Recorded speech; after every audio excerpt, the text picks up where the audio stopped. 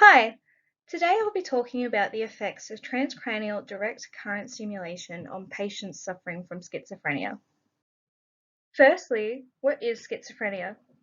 Schizophrenia, according to the World Health Organization, is a chronic and severe psychiatric disorder characterized by experiences with distortion in thinking, hallucinations, which usually involve hearing voices, and delusions. Schizophrenia is a chronic recurring illness that characteristically begins in young adults and lasts a lifetime. Schizophrenia is often associated with other illnesses such as depression and anxiety, and patients can experience symptoms associated with these illnesses as well. The view emerging from this work is that schizophrenia is fundamentally a disorder of disrupted neural connectivity. It is associated with the structural and functional changes in the cerebral cortex, as well as in the connections between different cortical regions. Schizophrenia has been found to affect the grey matter in the medial and superior temporal and prefrontal areas of the brain, involved in personality development, working memory, and the processing of emotions, language, and certain aspects of visual perception. Grey matter is the darker tissue in the brain and spinal cord, consisting mainly of the nerve cell bodies and branching dendrites. People suffering with schizophrenia have up to 25% less grey matter in their brains, specifically their temporal and frontal lobes.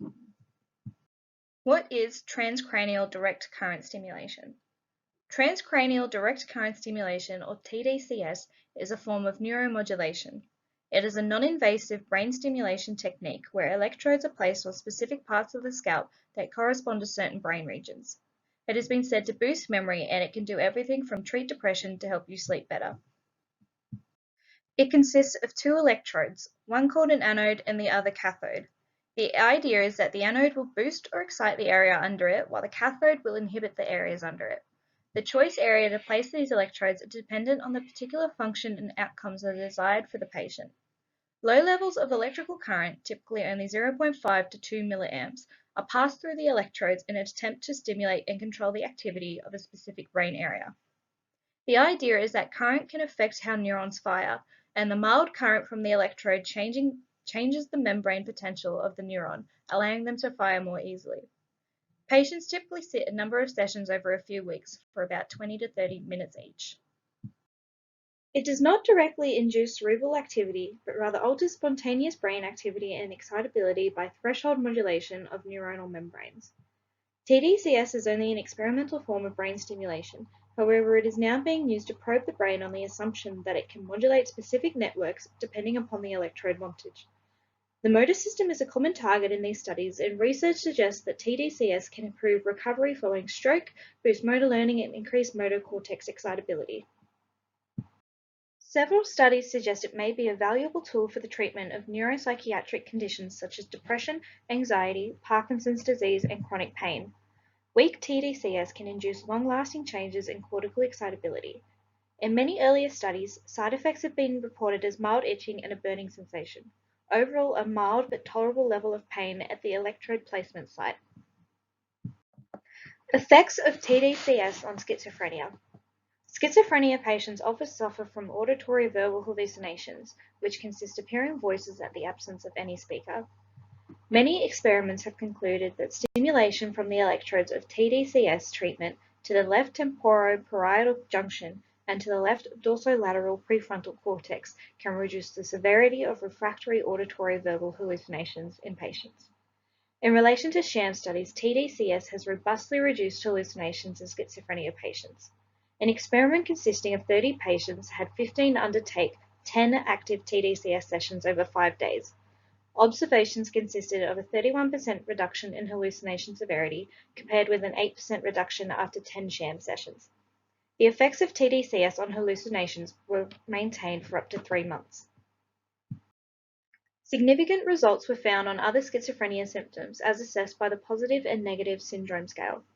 In relation to the sham treatment, the active group showed promising results immediately after treatment.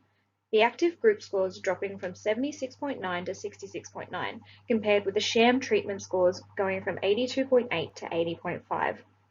Evidence suggests an association between negative symptoms and left dorsolateral prefrontal hyperactivity, as results seem to be present when the electrodes are placed to the left temporoparietal junction and to the left dorsolateral prefrontal cortex. Most reports present a picture of overall improvement in the patient's general state. One consistent observation is that tDCS appears to be remarkably safe in the short and medium term. tDCS shows high levels of improvement in early stages of treatment.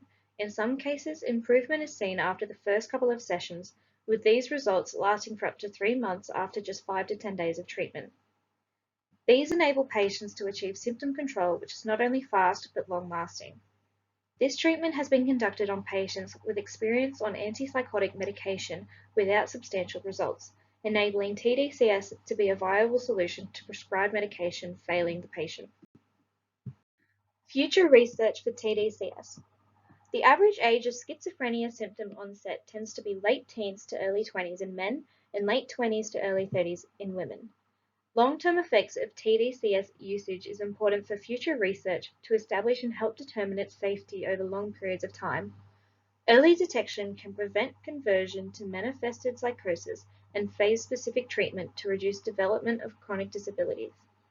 Many of the studies around tDCS and schizophrenia use a small sample group. Larger groups are needed to find a better average for the usage of tDCS on the symptoms associated with schizophrenia.